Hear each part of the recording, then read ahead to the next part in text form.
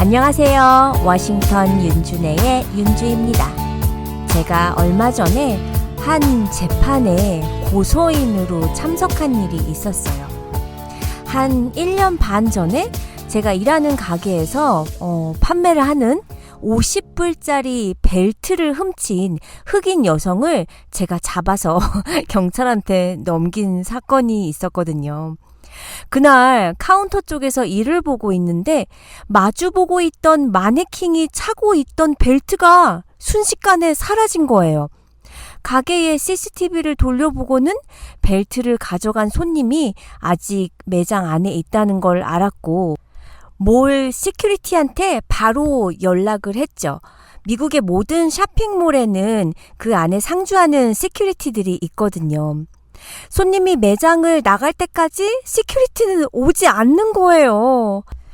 여기 몰 시큐리티는 꼭 한가할 때는 가끔씩 들려가지고 별일 없냐고 묻고 급할 때는 전화해도 오지도 않아요. 벨트를 훔친 도둑이 가게를 나가서 발만 동동 구르다가 어떡해요 쫓아나갔죠. 뒤를 따라가면서 가게 직원에게 시큐리티가 가게로 오면 어디 근처로 오라고 얘기를 해줬어요. 벨트를 훔쳐간 여자가 다른 가게 안으로 들어가서 또 훔치고 있는 도중 시큐리티와 함께 경찰도 도착을 했죠. 경찰은 도둑 일행에게 다가가 얘기를 하더니 가방을 뒤지고 저희 가게에서 훔쳐간 벨트를 꺼냈어요. 저는 그들을 상대로 고소를 했고 3번이나 재판이 연기가 되었었고 얼마 전에 드디어 재판이 있었던 거예요. 제가 증인석에서 판사의 질문에 답변을 하는 동안 물건을 훔쳤던 그 여자는 계속 고개를 설레설레 흔들고 눈을 위아래로 번뜩번뜩 치켜뜨면서 마치 본인은 아무 잘못이 없는데 제가 거짓말을 하는 거라는 리액션을 취하고 있었어요. 저에게도 거슬렸던 그 여자의 행동이 무척이나 무례해 보였던지 급기야는 판사님이 그 여자를 향해 단호하고 무섭게 얘기를 하시더라고요. 그렇게 눈알 굴리고 고개 흔들지 마세요. 법정에서는 어느 말도 허용이 안 되는데 그런 행동들도 다 언어입니다. 저는 속으로 말했죠. 쌤통이다. 저의 진술이 모두 끝나고 그 흑인 여자가 발언을 할 땐 저는 나가 있어야 했어요. 판결이 내려지기 전에 다시 법정 안으로 들어갔는데 판사가 저에게 묻더라고요. 나에게 더 할 말이 있습니까? 존경하는 재판장님, 벨트를 훔친 거에 대한 벌은 적을 수 있겠지만 저의 시간과 에너지를 낭비하게 한 것을 생각하신다면 그것에 대한 처벌까지도 부탁드립니다. 또한 저희 모든 매장에 출입금지도 시켜주세요. 그리고는 판사님께서 물건을 훔친 여자에게도 마지막 할 말이 있느냐고 말할 기회를 줬죠. 판사가 죄를 인정하느냐 안 하느냐를 묻자 너무도 당당히 나는 잘못이 없어요. 나는 친구가 내민 가방을 들고만 있었을 뿐이고 그 안에 무엇이 들어있는 줄도 몰랐다니까요. 다시 말하지만 그 가방은 내 가방이 아니에요. 너무 뻔뻔스럽죠. 이미 재판에서 여러 가지 정황은 그 여자가 훔쳤다는 명백한 증거들이 있음에도 불구하고 끝까지 그렇게 거짓말을 하더라고요. 청취자분들 혹시 재판에 참석하신 경험 있으신가요? 저는 배심원 때도 가면 느껴지는 게 법원이라는 곳 자체가 사람 주눅들게 하잖아요. 죄 지은 것도 없는데 판사님 대하기도 너무 어렵고 눈 마주치기도 저는 어렵고 그런데 그 벨트를 훔쳤던 여자는 판결이 내려지는 순간까지 신성한 법정에서 거짓말을 했던 거예요. 드라마나 영화, 뉴스에서도 많이 나오잖아요. 피고는 잘못을 뉘우치고 반성을 하고 있는 것을 감안해 땡땡땡에 처한다. 적어도 인정하고 뉘우치는 느낌을 주었더라면 불쌍하고 또 앞길 창창한 20대이니까 판사님도 선처를 해줄 거다라는 생각도 저는 재판 전에 했었어요. 그리고 처음에 불렀던 경찰이 한 500불 정도의 벌금형으로 끝날 건데 너의 시간, 너의 에너지 투자해가면서 정말 고소할 거야? 라고 저한테 재차 물었었거든요. 그 흑인 여자는 왜 거짓말을 했을까요? 머리가 나쁜 건지 아니면 마지막에 1%의 희망이라도 걸어본 걸까요?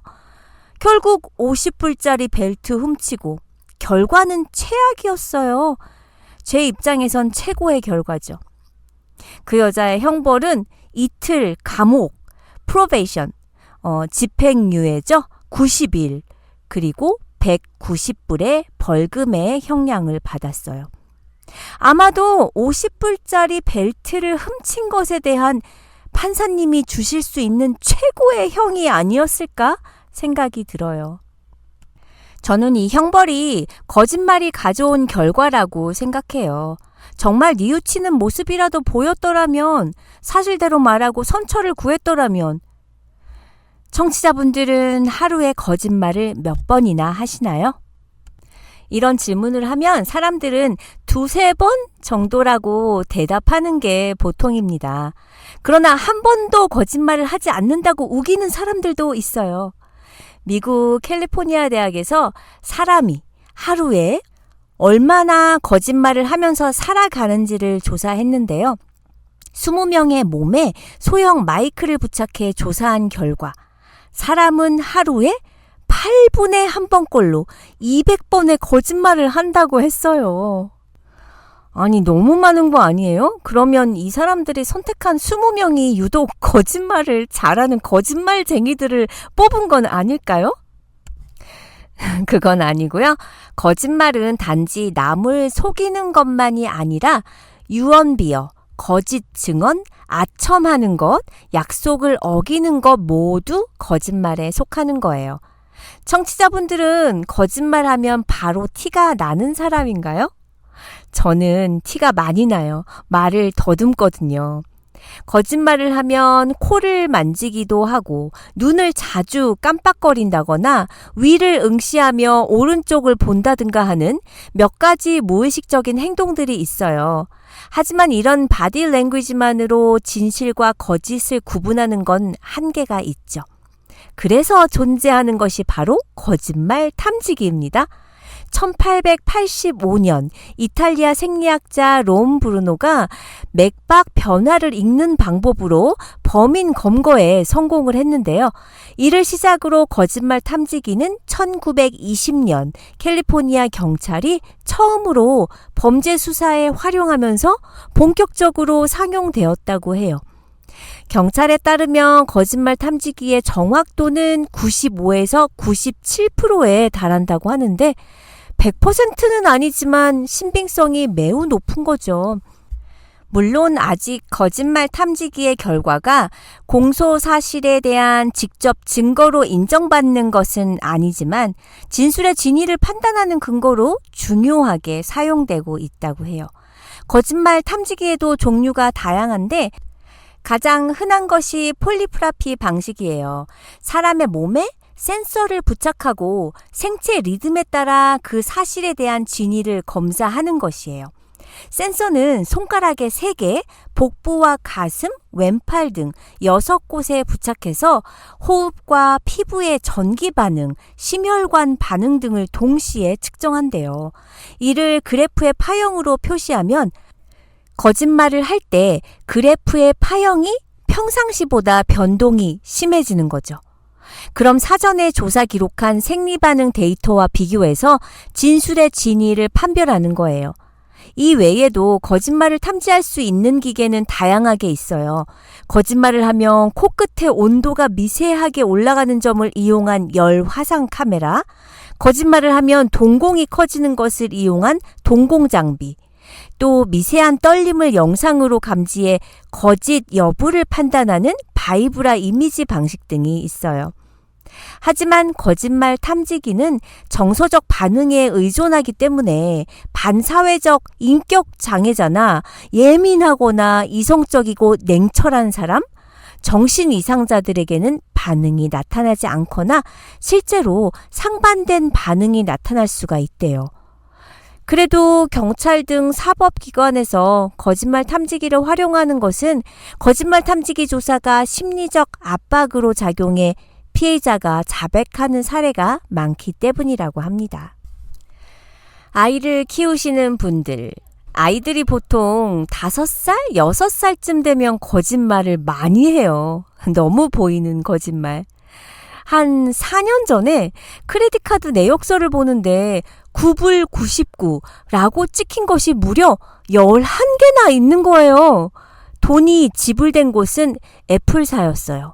순간 아차 하는 생각이 들더라고요. 그 일주일 전에 아들이 게임에서 사고 싶은 캐릭터가 하나 있는데 그걸 사려면 보석이 30개 필요하다고 했었어요. 몇 주 전부터 하도 졸라 오던 거라 언제 제가 사주겠다는 약속을 하고 그 날이 되어서 아이의 아이패드에 제 크레딧카드 번호를 입력하고 보석을 사줬죠. 보석을 구입한 후에 카드 정보를 아이패드에서 삭제했어야 했는데 이런 일이 일어날 거라고는 뭐 생각도 못했어요. 7살짜리가 뭘 알겠어요. 엄마가 보석을 살 때 했던 것처럼 자기도 클릭하니 띠리링 하면서 보석이 자꾸 쌓이니까 에라 모르겠다 하고 신나게 클릭 했겠죠. 카드 회사에다 사실대로 설명을 하고 클레임을 하고는 아이한테 물었어요. 엄마 카드 회사에서 연락이 왔어. 엄마가 쓰지 않은 금액을 엄마가 내야 한다고 하던데. 엄마가 그 카드를 마지막으로 쓴 건 아들 아이패드에 보석을 사준 그때였거든. 혹시 그 후에 보석을 더 샀어? 한 5초 망설이더니 아니 라고 답을 하면서 이미 동공엔 지진이 일어나고 있었어요. 그래? 정말? 그럼 조금 있다가 경찰을 불러서 누가 쓴 건지 확인을 부탁해야겠다. 엄마도 엄마가 쓴 게 아닌데 돈을 내야 하는 상황이니 억울하지. 자세히 알아보고 범인을 찾아달라고 해야겠지? 그랬더니 떨리는 목소리로 엄마, 내가 쓴 거 같기도 한데 생각해 볼게. 나에게 조금만 시간을 줘. 그래서 아이가 생각을 정리할 시간을 주었죠. 엄마, 사실은 내가 게임을 사려던 건 아닌데 엄마가 했던 대로 누르니까 보석이 생겨서 계속 하게 됐어. 엄마가 돈을 내야 하는 건 줄 몰랐어. 그랬구나. 그럼 몇 번 정도 한 것 같아? 라고 물었더니 10번 정도 했다고 얘기를 하더라고요. 아이는 이미 보석을 사면서 몇 번을 했는지도 대충 알고 있으면서 거짓말을 한 거예요. 저도 너무 극단적이게 경찰이 올 거라는 둥 아이에게 반협박적으로 말을 한 건 좀 미안했어요. 따지고 보면 아이의 자백을 받아내기 위해 저도 아이에게 거짓말을 한 거니까요. 6세에서 10세 아이들은 거짓말을 한다는 것이 어떤 의미인지 잘 아는 나이예요. 집이나 학교에서 거짓말을 하면 안 된다는 교육도 충분히 받은 상태이고 사실 이 시기는 아이들이 새빨간 거짓말을 가장 많이 하는 시기이기도 하대요. 하지만 이 시기의 거짓말도 아이의 마음을 읽고 도덕 교육을 할 수 있는 기회로 삼아야 한다고 합니다. 반대로 부모가 아이에게 거짓말을 하면 어떻게 되죠? 네, 아이는 따라합니다. 한 번은 아이들과 식당에서 저녁을 먹고 있었어요. 한국 식당에서요. 바로 옆 테이블에서 한 30대 중반으로 보이는 여자 3분이 식사를 하고 있었는데 초저녁이었는데 소주병이 놓여있고 3 여자분 모두 술을 마시고 있었어요. 제가 아이들과 함께여서 그 모습이 조금 거슬리기도 했고요. 또 제가 굉장히 보수적인 사람이라 그냥 좋아 보이지 않았어요. 그리고 잠시 후 좀 더 민망한 얘기를 듣게 됩니다. 세 분의 여자분 중 한 분에게 전화가 왔는데 전화 받는 소리가 들렸어요. 응, 엄마가 지금 이모네 이사 가는데 짐 싸는 거 도와주러 잠깐 와 있거든? 삼촌 집에서 조금만 놀고 있으면 저녁에 엄마가 데리러 갈게. 그러자 아마 아이도 이모 집에 같이 가겠다고 말을 했는지 아니야. 여기 이삿짐 싸느라 먼지도 너무 많고 다칠 수도 있어서 위험해. 엄마가 갈 때 피자 사가지고 갈게. 라고 말하고 끊고는 다시 즐겁게 친구들과 웃으며 이야기를 나누시더라고요. 바로 옆 테이블에 앉은 저희는 듣고 싶지 않아도 전화의 통화 내용이 너무 잘 들렸고 그때 딸아이와 저는 눈이 마주쳤어요. 조용하게 딸이 저한테 그러는 거예요. 엄마도 저런 적 있잖아. 나 엘레멘터리 3rd 그레이드 때 엄마 그때 수진이 이모 아파서 병원이라고 하면서 늦게 왔는데 엄마 술 냄새 진짜 많이 났어. 그 다음 주에 수진이 이모 우리 집에 왔을 때 이모 아픈 적 있었냐고 내가 물어봤었거든. 그랬더니 이모가 그런 적 없다고. 이럴 수가. 딸내미가 그걸 기억하고 있다니. 너무 놀라서 정말 쥐구멍에 들어가고 싶었어요. 거짓말한 거 정말 미안해. 아마 그때 엄마 친구 생일이었는데 엄마 친구 생일이라고 술 마시고 들어갈 게 그렇게 말할 수가 없었어. 어쨌든 딸에게 많이 부끄러웠고 사과를 했습니다. 거짓말은 너무 나쁜 것이고 하지 말아야 한다는 건 이 세상 모든 사람이 알고 있죠? 그럼 선의의 거짓말은요? 좋은 의도를 가지고 하는 거짓말은 해도 될까요? 하얀 거짓말이라고도 부르죠. 그 사례는 많아요. 예를 들어 산타클로스 할아버지나 이빨 요정인 투스페어리가 다녀갔다고 아이에게 이야기하는 건 아이의 동심을 지켜주기 위한 선의의 거짓말이죠. 또 뚱뚱한 것이 콤플렉스인 친구에게 뚱뚱하지 않다고 하는 거짓말도 있고요. 공부를 잘 못하는 아이에게 잘했다고 칭찬해주며 거짓말로 아이에게 자신감을 심어주는 교육형 거짓말도 있어요. 그 외에 타인의 목숨을 살리기 위한 경우나 타인의 피해를 줄이기 위한 거짓말도 선의의 거짓말이에요. 예를 들어 친구의 행방을 알아내 해치려는 적이 있다고 할 때 그런 적에게 우리는 거짓말을 할 수밖에 없죠. 흔한 다른 예로 불치병에 걸린 환자에게 이를 숨기는 거짓말도 좋은 결과를 가져다 줄 수 있는데 실제로 설탕을 진짜 약처럼 보이게 만들어 이를 속이고 환자에게 먹게 했을 때 호전되거나 유익한 현상이 나타나는 경우도 있었어요. 이를 플라시보 효과라고 하는데 이는 처방에 대한 믿음이 신체에 영향을 미치는 결과라고 해요. 환자는 의사가 거짓말을 해도 믿잖아요. 선의의 거짓말은 타인에게 삶의 행복이나 희망을 주거나 좋은 결과를 가져다 주는 면에서 필요할 때가 많다고 생각해요. 하지만 반대로 어떠한 상황에서도 거짓말을 해서는 안 된다. 도덕 규범을 지켜야 한다는 입장도 있어요. 선의의 거짓말을 해선 안 된다라고 말하는 사람들의 얘기를 들어보면 선의의 거짓말의 결과가 타인에게 좋을지는 장담할 수 없기 때문이라는 거예요. 친구를 해치려는 적에게 거짓말을 했다고 해서 그 친구의 생명을 구할 수 있다고 단언하기 힘들고 또 거짓말이 들통났을 경우 친구뿐 아니라 자신의 생명까지 위험해질 수 있기 때문에요.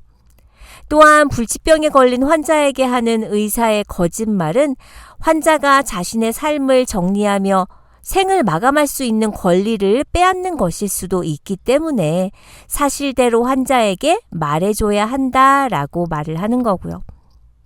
앞에서도 얘기했듯이 아이들의 동심을 지키기 위해 산타가 있다는 선의의 거짓말부터 상사의 아재 개그에도 빵빵 터진 척을 하는 생존을 위한 거짓말까지 우리는 살아가면서 많은 거짓말을 해요. 미국의 심리학자 폴 에크만의 실험 결과처럼 사소한 거짓말부터 거대한 속임수에 이르기까지 다양한 형태의 거짓말을 평균적으로 8분에 한 번씩 한다는 우리는 누구나 거짓말을 하고 특히 위기의 상황에서는 거짓말을 하지 않는 사람은 없다고 합니다. 하지만 거짓말은 거짓말을 낳고 그 거짓말은 또 다른 거짓말을 낳는다고 하죠.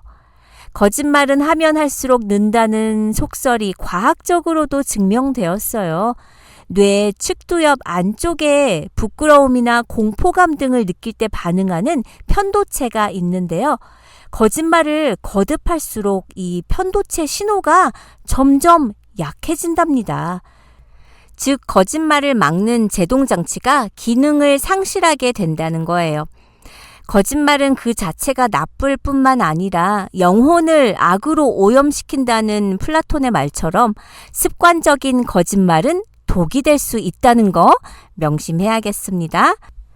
청취자분들, 오늘 남은 하루 동안 거짓말 한 번도 안 하기 챌린지 어떨까요? 우리는 다음 시간에 만나요.